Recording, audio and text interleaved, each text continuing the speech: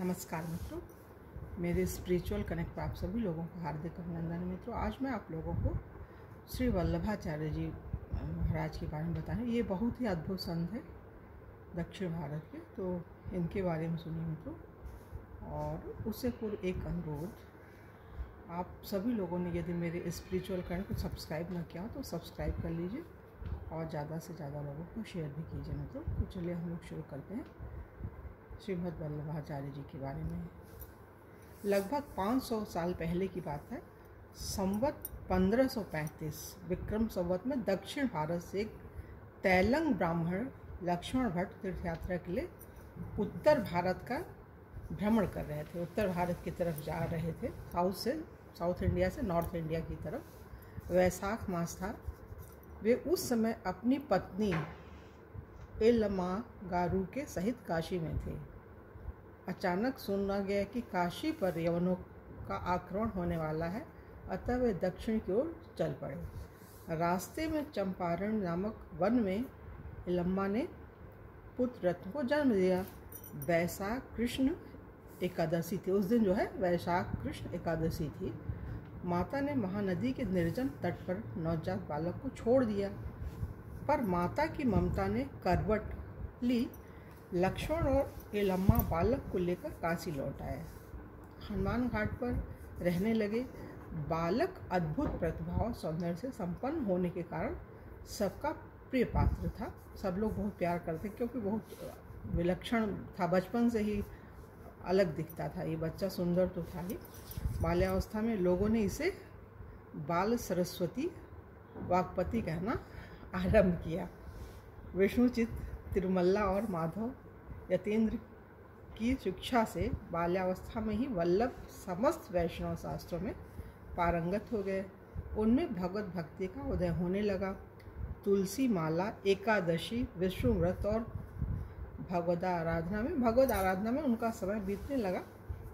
मात्र 13 वर्षीय अवस्था में ही वे वेद, वेदांग, पुराण, धर्मशास्त्र आदि में पूर्ण निष्णात, मतलब 13 वर्ष की अवस्था में ही उन्हें सारे वेद, पुराण, शास्त्र सब का ज्ञान प्राप्त हो गया। धीरे धीरे उनकी कीर्ति फैलने लगी। लोग उनकी भगवत भक्ति की सराहना करने लगे। श्री वल्लभाचार्य के चरित्र विकास पर विष्णु स्वामी संप्रदाय के भक्ति सिद्धांतों का अधिक मात्रा में प्रभाव पड़ा था। उन्होंने विजयनगर की राज्यसभा में शंकर के दार्शनिक सिद्धांतों, वेदांत और मायावाद का खंडन करके भगवान की शुद्ध भक्ति की मर्यादा स्थापित की।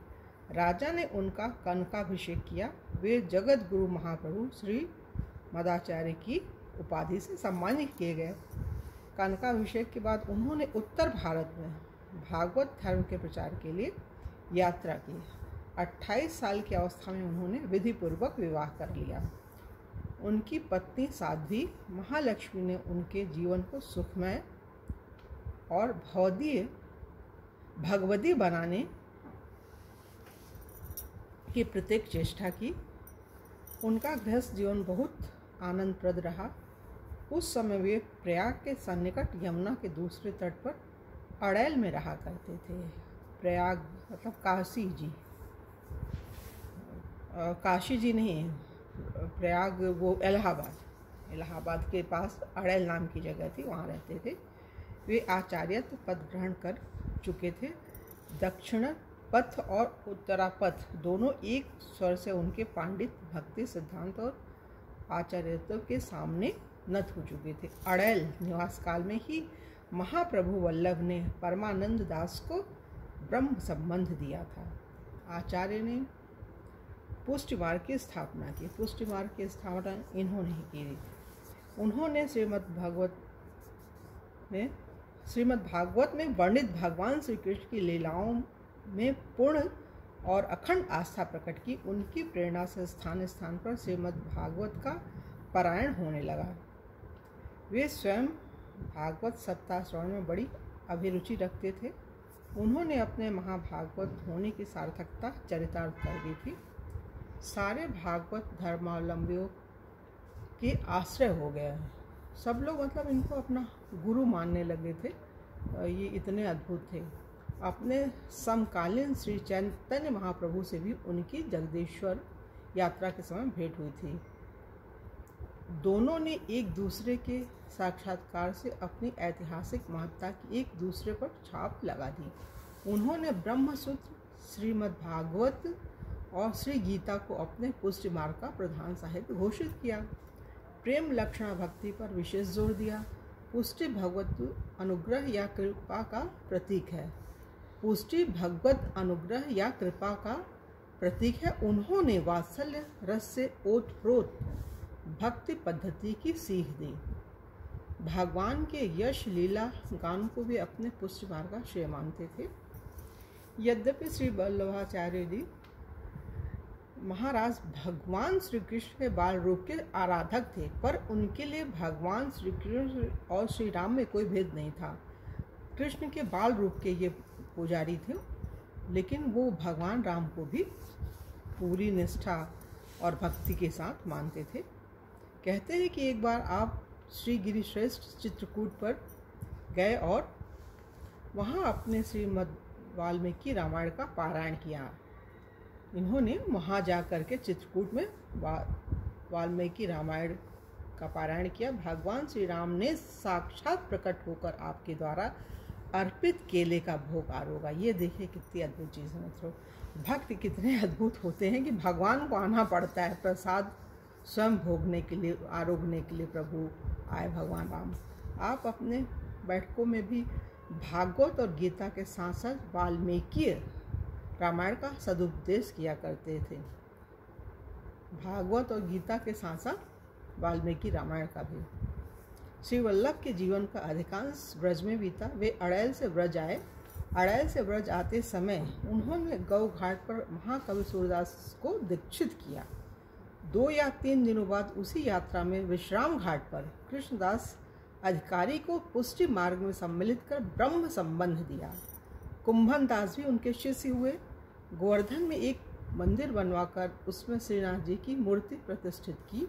उनके 84 शिष्यों में प्रमुख सूर, कुंभन, कृष्णदास और परमानंद श्रीनाथ जी की विधिवत सेवा और कीर्तन आदि करने लगे। उन्होंने वैष्णवों को गुरु तत्व सुनाया, लीला भेद बताया।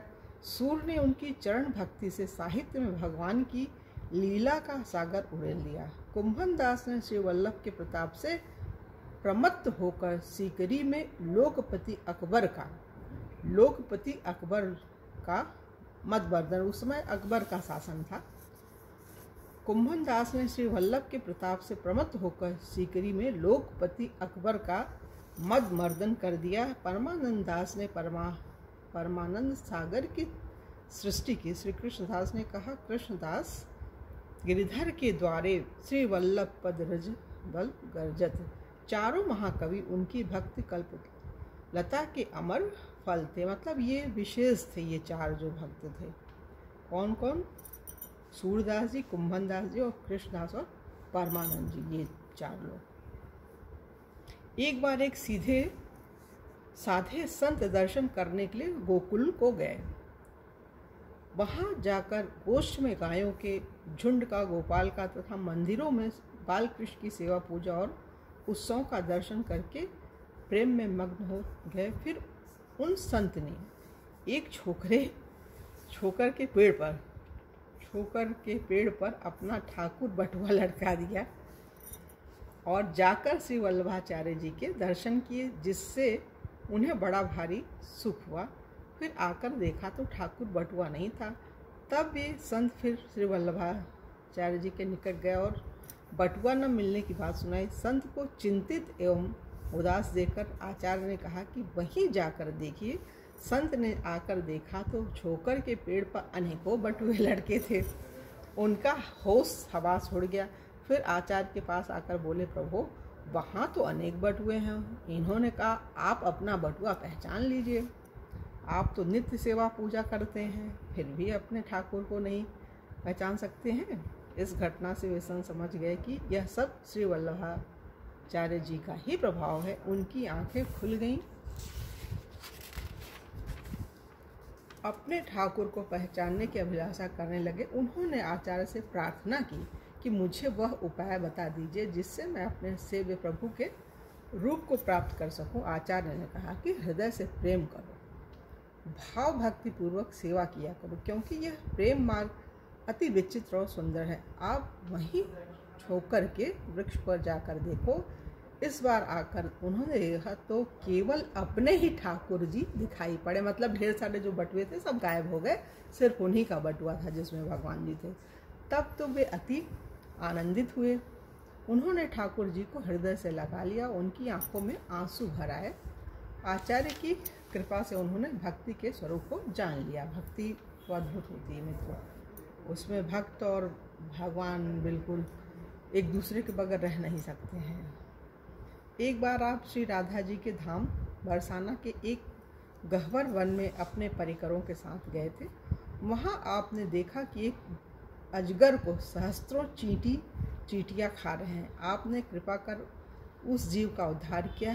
परिकरों के पूछने पर आपने बताया कि पूर्व जन्म में ये एक धनी माने संत थे और ये चींटियाँ इनके शिष्य थे। इन्होंने अपने शिष्यों का धन तो खूब लूटा, परंतु उनका क्या अपना भी उद्धार न कर सके, इसलिए इन्हें इस घृणित योनि में आना पड़ा। ब्रज में श्रीनाथ जी की कीर्ति पताका फहराकर वे अपने पूर्व निवास स्थान अड़ैल में चले आए। श्री आचार्य के 2 पुत्र हुए। पहले का नाम गोपीनाथ था, दूसरे का नाम श्री विट्ठलनाथ था। उनका पारिवारिक जीवन अत्यंत सुखमय और शांत था। भक्ति प्राचार्यार्थ मतलब भक्ति के प्रचार के लिए आपने संपूर्ण भारतवर्ष की 3 बार यात्रा की थी। इन यात्राओं के दौरान आप जहाँ जहाँ ठहरे थे उन्हें बैठक कहा जाता है। आपकी 84 बैठकें प्रसिद्ध हैं। एक बैठक आपकी ताम्रपणी नदी के तट पर थी। कहते हैं कि वहाँ के राजा अकाल मृत्यु निवारणार्थ विद्वान ब्राह्मणों की सलाह से स्वर्ण पुरुष का तुलादान कर रहे थे, परंतु डर के मारे कोई भी ब्राह्मण उस दान को लेने को प्रस्तुत नहीं हो रहा था। राजा का ब्राह्मणों के प्रति इस कारण भाव शिथिल हो रहा था। उसी समय श्री वल्लभाचार्य जी महाराज वहाँ आए और राजा की प्रार्थना पर एवं ब्राह्मणत्व की मर्यादा रखने के लिए उन्होंने दान लेना स्वीकार कर लिया। जब आप उस स्वर्ण पुरुष को ग्रहण करने के लिए आगे बढ़े तो उसने एक उंगली उठाई। स्वर्ण पुरुष मतलब निर्जीव चीज ही एक उंगली उठा दी। यह देखकर आचार्य चरण ने अपनी 3 उंगलियां उठाई। इस पर उस स्वर्ण पुरुष ने सिर नीचा कर लिया। आचार्य चरण ने उसे ग्रहण कर टुकड़े टुकड़े कराकर सब ब्राह्मणों में बंटवा दिया। इस पर उस स्वर्ण पुरुष ने सिर नीचा कर लिया। आचार्य चरण ने उसे ग्रहण कर टुकड़े टुकड़े कराकर सब ब्राह्मणों में बंटवा दिया। ब्राह्मणों के पूछने पर आपने बताया कि स्वर्ण पुरुष एक उंगली दिखाकर पूछता था कि क्या तुम एक बार भी दिन में संध्या करते हो। इस पर मैंने 3 उंगलियां दिखाकर उसे बताया कि मैं एक नहीं 3 संध्या नियमित करता हूँ। इस प्रकार आपने संध्या के महत्व का भी प्रतिपादन किया। एक दूसरी घटना और है मित्रों इनके जीवन की। एक बार की बात है, एक सज्जन शालग्राम शिला एवं प्रतिमा दोनों की एक साथ ही पूजा कर रहे थे, परंतु उनके मन में भेदभाव था। वे शिला को अच्छी एवं प्रतिमा को निम्न श्रेणी की समझते थे। आचार्य ने उन्हें समझाया कि भगवत विग्रह में इस तरह की भेदभावना नहीं रखनी चाहिए। इस पर वे सज्जन बिगड़ गए एवं अकड़कर प्रतिमा की छाती पर शालिग्राम को रखकर रात में पधरा दिया। प्रातः काल देखने पर मालूम हुआ कि शालिग्राम की शिला चूर चूर हो गई है। तब तो उन्हें बड़ा पश्चाताप हुआ और जाकर उन्होंने आचार्य चरणों में क्षमा मांगी। फिर आचार्य ने भगवान के चरणामृत से उस चूर्ण को भिगोकर गोली बनाने को कहा। ऐसा करने पर मूर्ति फिर ज्यों की त्यों हो गई। उनका पूरा जीवन ऐसी चमत्कारपूर्ण घटनाओं से ओतप्रोत था, परंतु एक महान भगवत भक्त के जीवन में इन चमत्कारों का कोई ऊंचा स्थान है ही नहीं। गोकुल में भगवान श्री कृष्ण ने उन्हें प्रत्यक्ष दर्शन दिए थे। सबसे ऊंची वस्तु उनके जीवन में थी भगवान की विशुद्ध और अनन्य भक्ति। उन्होंने तन मन धन सब कुछ भगवान को समर्पित कर दिया था। एक बार भोगों के लिए द्रव्य का अभाव देखकर उन्होंने सोने की कटोरी गिरवी रखवाकर भगवान के सामने भोग उपस्थित किया। उन्होंने स्वयं प्रसाद नहीं लिया। 2 दिन के बाद द्रव्य आने पर प्रसाद लिया। वैष्णव के पूछने पर उन्होंने कहा, कटोरी ठाकुर जी को पूर्व समर्पित थी, उनके भाग का प्रसाद लेना महापातक है। इस घटना से उनकी कथनी करने के साम्य का पता चलता है। आचार्य ने घोषणा कर दी कि मेरे वंश में या मेरा कहलाकर कोई भगवत द्रव्य का उपयोग करेगा उसका नाश हो जाएगा। श्री वल्लभाचार्य महान भक्त होने के साथ ही दर्शन शास्त्र के प्रकांड पंडित थे। उन्होंने ब्रह्म सूत्र पर बड़ा सुंदर अणुभाष्य लिखा और श्री भागवत के 10वें स्कंद तथा कुछ अन्य स्कंदों पर सुबोधिनी टीका लिखी है। श्रीमद् भागवत को वे प्रस्थान चतुष्टय के अंतर्गत मानते थे। श्री वल्लभ के परमधाम पधारने के विषय में एक घटना प्रसिद्ध है।